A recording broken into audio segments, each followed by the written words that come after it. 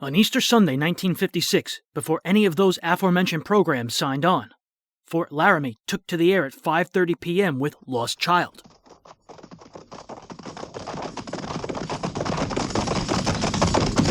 At the gallop! Ho!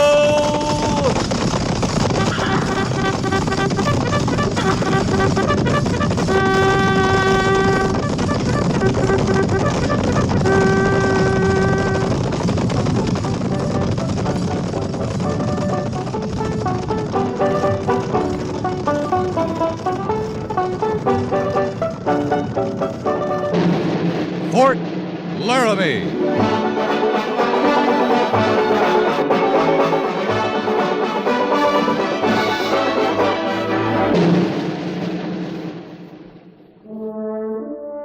Fort Laramie, starring Ramond Burr as Captain Lee Quince. Specially transcribed tales of the dark and tragic ground of the wild frontier, the saga of fighting men who rode the rim of empire, and the dramatic story of Lee Quince, Captain of Cavalry.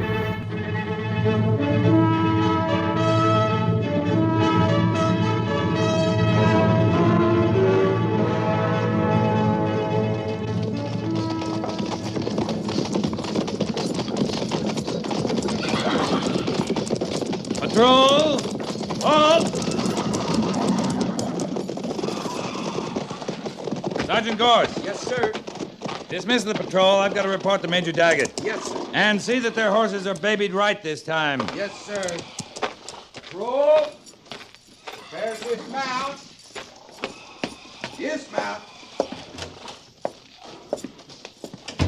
Captain Quince reporting, sir. Oh, I'm sorry, sir. I thought you'd be alone. That's all right, Captain.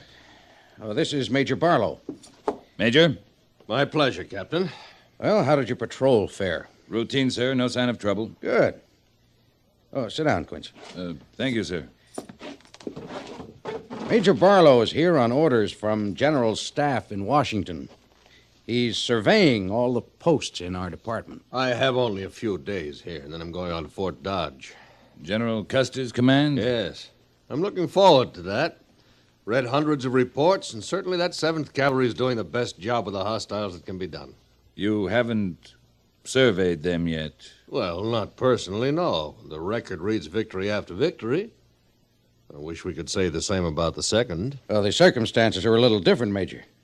They're waging open warfare from Fort Dodge. Here, we try to keep hostilities at a minimum, maintain peace. Captain, how much firefight have we seen in the last month? Oh, 3 or 4 skirmishes is all, sir. Mostly with dog soldiers driven from the Fort Dodge section. Dog soldiers? There are 2 kinds of Cheyenne.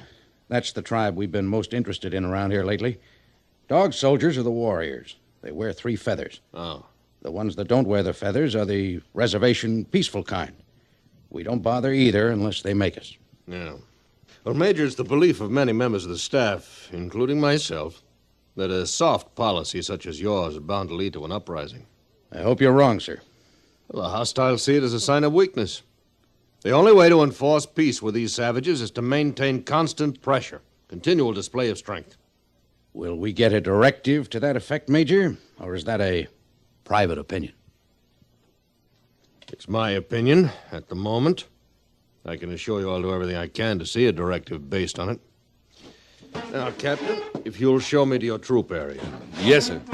Major Barlow will be attached to your troop during his stay. You'll place yourself at his disposal, do everything possible to assist him in making his survey. It's an honor, sir.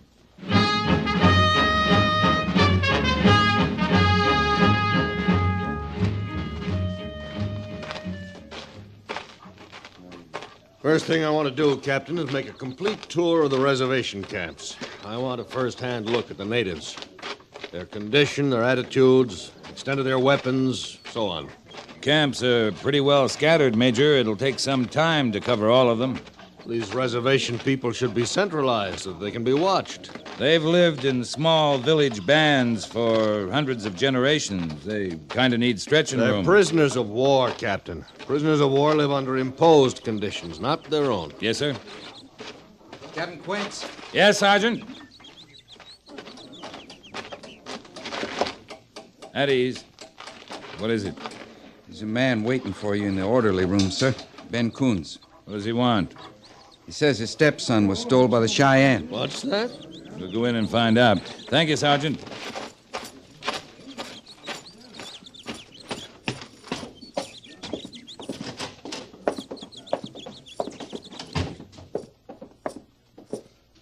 I've just heard about your son, Coons. How'd it happen? How do I know? My place is only 5 miles outside of town, and he was gone when I got home last night. Look at this. Cheyenne scalping knife. It was stuck in my door. I've had a Cheyenne lodge oath hanging over my head for a year. That filthy devil finally found a way to get to me. You mean someone in particular? One of the worst of the breed.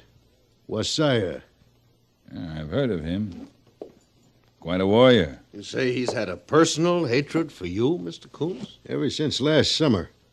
I was scouting for the 7th. I run across his camp on that big north swing of the Solomon. You know, Captain, just before it flows into Grand Valley. Yeah, I know. Well, I led the troopers into it, and during the fracas, Wasiah's brother was killed. That's when he took the oath to put me under. Or do worse. Now he's done it. Taken Billy. I'm sorry about your son, Coons. But the way I heard the story of that attack, Wasiah's wife and 8-year-old son were killed, too, by one of our scouts. I didn't have nothing to do with it. I did what I was paid to. Captain, the man's child's been kidnapped. I see no reason to discuss anything else. The Army's supposed to protect the civilians. What makes you so sure it was Wasiah? Well, he brought his band into the Laramie foothills 2 days ago. Put that and the knife and his oath together, and there's no place else to look. Where'd you hear he was in this part of the country? Your breed scout, Quanto, got wind of it. I should think you would have learned about it in your patrol, Captain. No, we were working in the other direction, Major. Oh. I heard this morning. Right away, I got the feeling about what happened, and I started looking for sign around my place. I found it right enough. A wash about a half-mile away. Tracks of 9 ponies headed south toward the hills. I want that Cheyenne dog brought in and hung up where I can see it. Sergeant Gorse? Yo! Go look up Quanto. He says there's a band of Cheyenne in the Laramie foothills. I want to talk to their head man. Find out where they are, pick out 10 good men for the patrol, including you. Yes, sir. You'll make provision for me to go with you, Captain. There won't be much in the way of provision, Major, but you're welcome, sir. Coons, you go tell your story to Major Daggett. As soon as I get word from him, we'll move out. All right, Captain. Oh, Coons. How old is your stepson? 9 years next month, if he's still alive. Same age Wasiah's son would have been. Well, if they're together, I don't think you have to worry about Billy being anything but alive and well. You got a lot to learn about Cheyenne, Captain. Maybe you could teach me. You want to come along? I'll go talk to the major.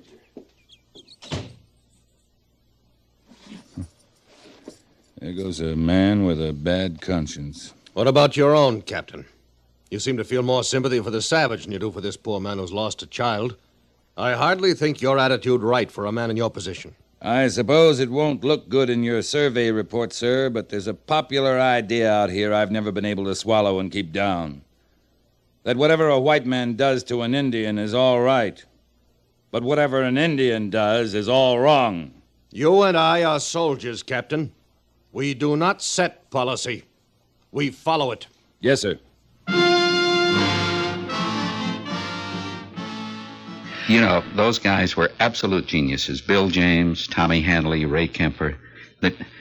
They had the best sounding gunshots that you have ever heard on radio. And they went up in Franklin Canyon.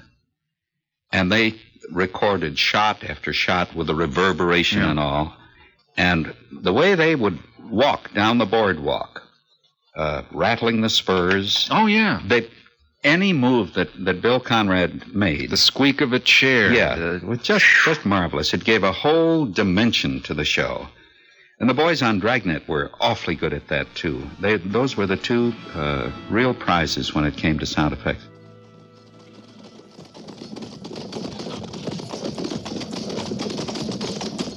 The fast water Quanto talked about's just around this bend, Captain. I know. I caught some beautiful trout in that stretch. That's where their camp's supposed to be. Hadn't you better order carbines at the ready? A show of preparedness, Captain? A little late for that, Major.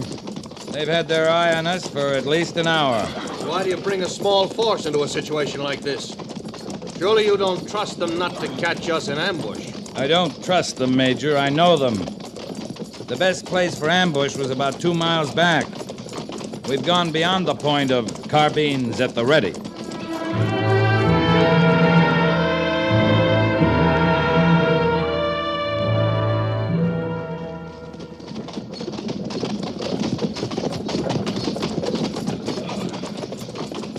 There you are, Major, up ahead, waiting for us. Those are dog soldiers. Some of the best mounted fighters in the world. We're well outnumbered, Captain. We always are. Now, they'll come in to meet us at full run and screaming like banshees. That's their way. They don't want you to know whether they mean to be friendly or to open your throat. If we had our carbines ready, their run wouldn't be exactly friendly. Patrol! Halt!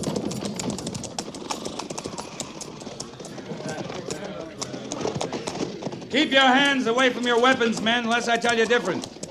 Stay relaxed, the way you do on the parade ground when I want you to be alert. You should have ordered out your full troop, Captain.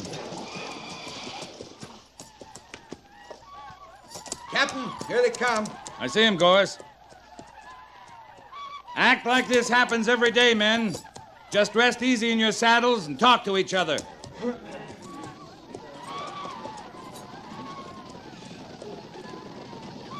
Captain, order carbines at the ready. That an order, Major? It's common sense. Show them we'll fight. Don't draw your pistol, Major. You'll spook them for sure, waving that thing around.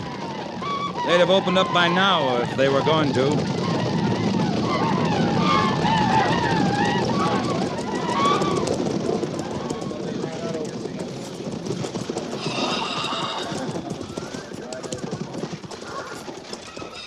Sahi, who is chief among you? Which of you is Messiah? I am Messiah.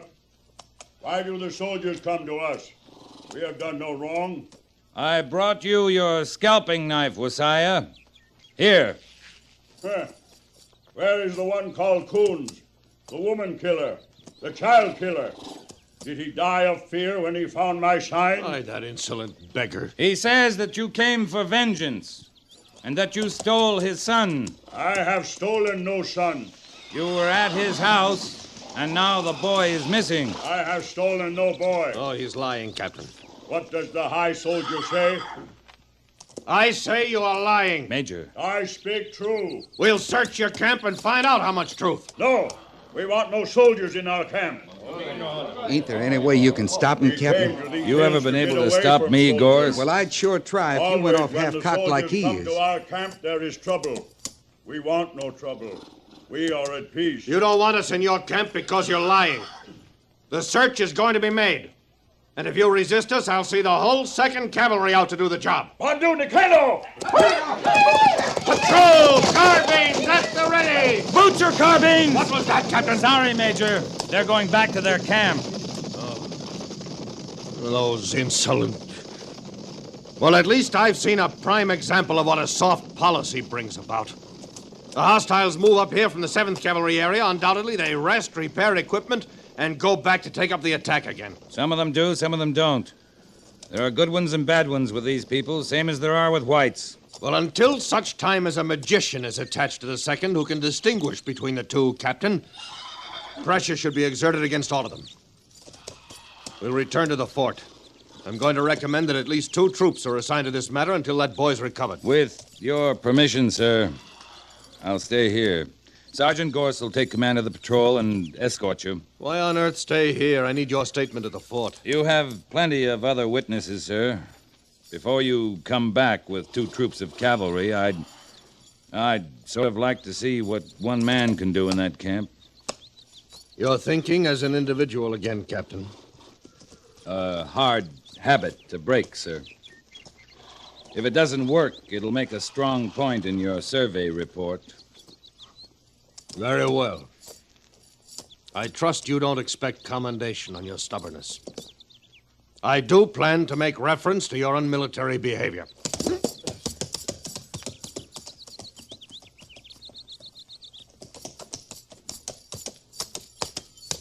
Be better if we could send old Brass Shoulders in alone. Watch your manners, Sergeant. Don't you want me to stay with you?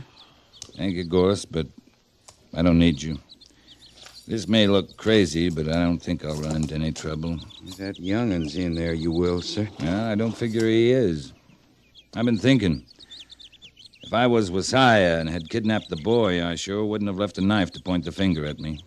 And I would have hightailed it out of these parts a long time before this. I sure hope you're right, Captain. Sergeant, I'm ready to go. Not far enough. Watch your manners, Gorse. Yes, sir. Good luck.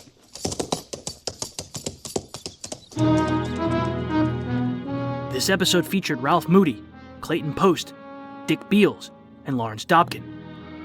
I remember one morning I was struggling with something or other, and Norman pressed the button and said, "Don't even try for it. Don't even try for it." The audience by this time knows your voice. Don't try to make him different from the other 85 heavies we've already done.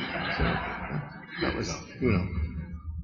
I used to play either, Mexican senoritas, or a couple of times Harry Bartell and I did Indian.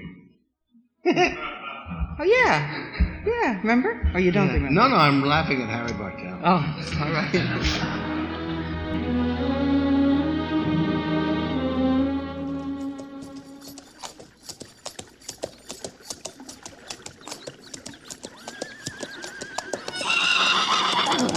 Easy, easy.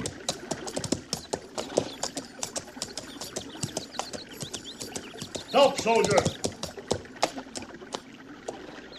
You do not come in our camp. Then come out here, Wasiah, so we can talk without being bothered by others. Do we talk about the son I did not steal? I believe you. I believe that you didn't steal him. Your high soldier is blind. His words cut like flint. He's new to this country. He has much to learn. He went back. Does he bring more soldiers to attack us? That's what's in his mind now. It'll take a day, so you have time to move your camp. Strange words from a soldier. Why do you stand with me when the high soldier says I lie? I've heard much of you, Wasiah. If you were going to steal a son, you'd do it better than this. I say this. The days are gone when a son brought only gladness to his father. Now the father looks to the day when his son reaches manhood and sees nothing but sadness and hunger and fighting a war that will not be won. Some nights, when sleep runs away from me, I think of my son, and I am happy that he is not with me to share the trouble that follows us. I would steal no son. I have nothing to give him. Do you truly want peace, Wasiah? A peace with honor, yes. We are tired of fighting and running. This is a small thing, a missing child, when you measure it against the bigness of the trouble that we're all in, all the tribes, all the army units. But it's a thing that could stir everything up again. Word from the major could go to Washington. His words from his mind. They'd be believed because no other words could go to say they were wrong. I'd like to stop it, Wasiah. Would you help me? How would a Cheyenne help a soldier? If you and I could find the boy and take him back, everyone would know that you were a man of honor and truth, and that you lead a peaceful band. Then the high soldier's word would be lies. You'd be right, and he'd be wrong. For that I would help. But how? Have any other new bands moved into this section that could have taken the boy? One Shoshone and one from my tribe. Could you find out if they have him? Yeah, Will you do it? I will. While you do that, I'll try and get a line on him. Will you meet me in the wash near Coon's place at sunrise tomorrow? Do you know what you asked me to do? To help the man who killed my son and my wife? I know, Wasiah. We meet at sunrise, soldier.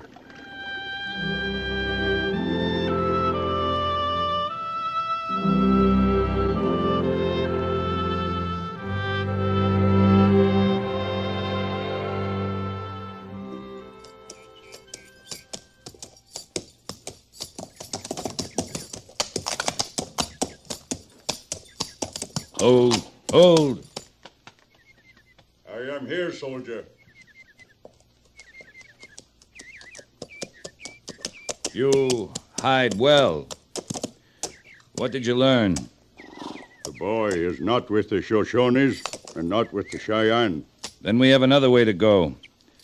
He has an uncle in the Rock River settlement. He's talked to some of his young friends about going to live with him.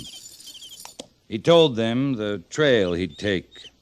If I put you on it, could you pick up his sign and follow it? I have followed older sign. We'll go then.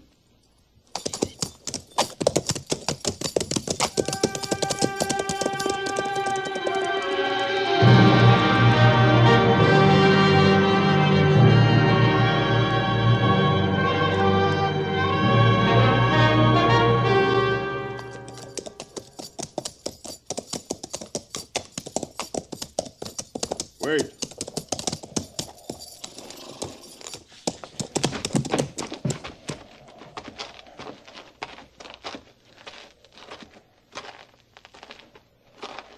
He fell here.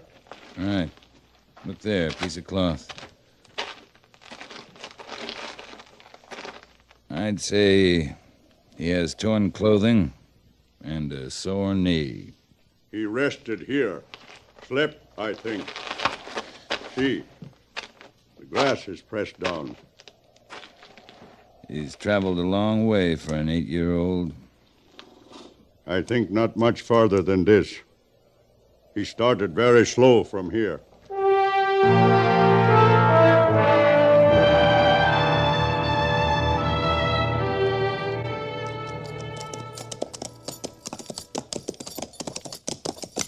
There, soldier.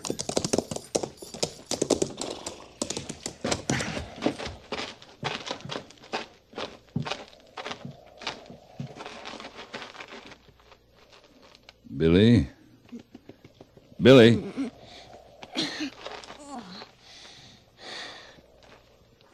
We're going to take you home. No, I won't go back. It's all right, Billy. Who was he? His name is Wasiah.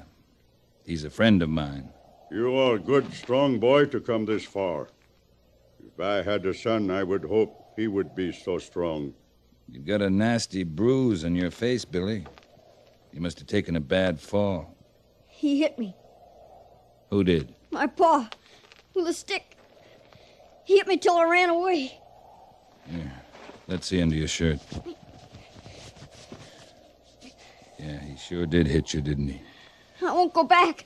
My paw hit me again. Come on. Stand up, Billy.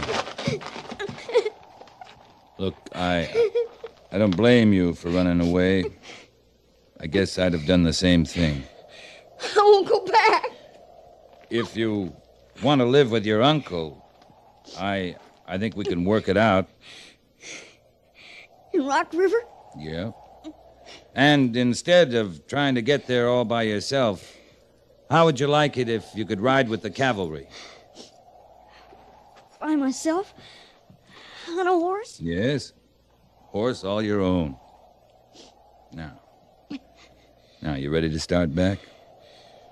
I won't stay with my paw. You won't have to. Come here, boy. You ride with me on my pony. No, I don't want to. Why, sure you do, Billy. Think what you can tell your friends. I'll bet none of them are ridden with a real Cheyenne warrior. Come on now. Show them how brave you are. Come here, boy. Am I strong enough to lift you up? Oh. He not know the feel of a white man on his back. You all right, Billy? Does this pony run fast? Oh, yes. Faster than prairie fire. I go.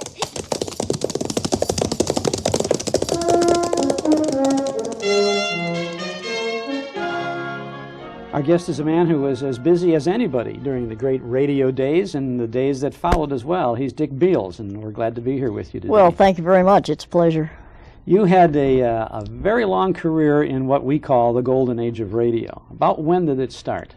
It started for me on the campus of Michigan State University. It was Michigan State College then, although we were a university. Mm-hmm. That was fall of 1945 when Michigan State, thanks to the general manager of the radio station, convinced me that I'd be better off being a radio actor taking children's parts than trying to be a sports announcer, because I didn't sound like a sports announcer. So the training started not in my classes, which were training me to run a radio station, mm-hmm. plus the other general college courses, but then they had some radio shows on that campus. One especially was Rural School Music Time, and there was a part of a little 10-year-old boy on that, and I played that for 3 years. But the direction was so good to teach articulation and never running but running and sound your vowels and your consonants. And doing live shows every week in front of an audience was just excellent training. That moved me on as a senior to Detroit, where I started working the Lone Ranger, Green Hornet, Challenge the Yukon shows. Then in December of '51, I decided to drive to Hollywood and make it a tryout there, and I've been there ever since.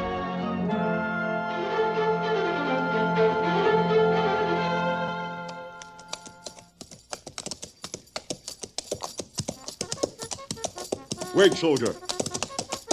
They're forming the two troops for the big search. I go no farther. I know how you feel, because I felt the same way riding into your camp. But the major from Washington won't believe you had a part of this unless you ride in with me. You have my word that everything will be all right. I go on your word.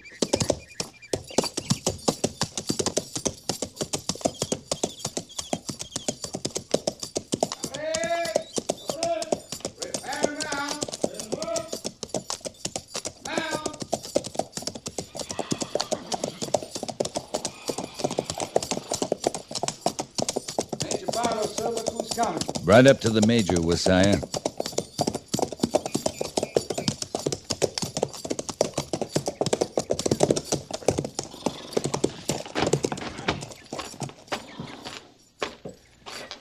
Captain Quint's reporting, sir. Well, this savage did steal the boy. In spite of his surrender, he's to be punished. This is no surrender. Give me the details, Captain. I'd rather you ask the boy, sir. All right, son. What did he do to you? He didn't steal me. He found me. I ran away because my paw hit me with a stick. He does it lots of times, and I won't go back. I just won't.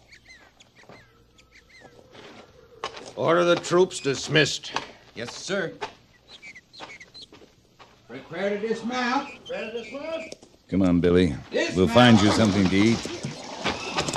Wasiah, I'd stay out of the 7th Cavalry territory for a while. The high soldier is going to be moving that way.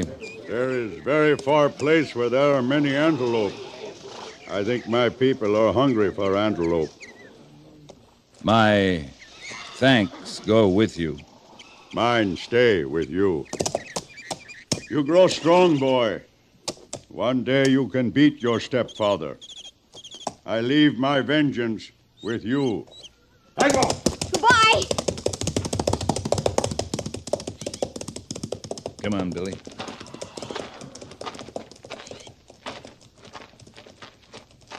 Captain? Yeah, Gorse? Old Ironside sure don't want to admit there's such a thing as a good Injun, does he? He's a better soldier than we are, Sergeant. What? He operates strictly from the book. Maybe in the next situation, the book will be right.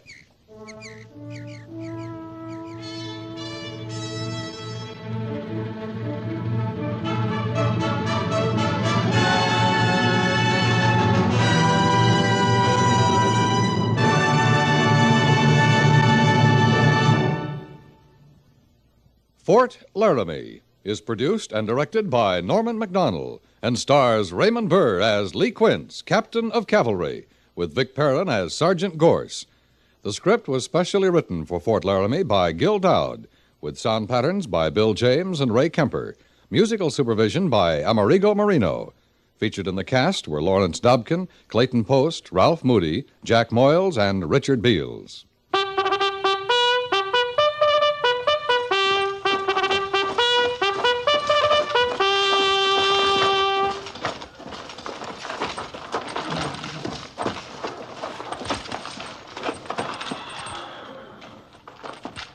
Company, tension! Dismiss.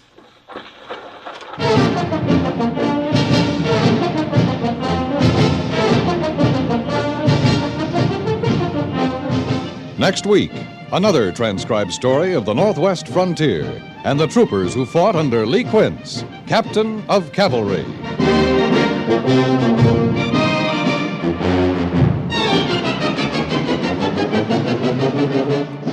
Each Monday through Friday evening, CBS Radio rings you in on the fabulous adventures of insurance investigator Johnny Dollar. Just by decoding the cryptic items in his expense account, you'll learn how a dime spent in a phone booth can lead to a scene of the wildest suspense.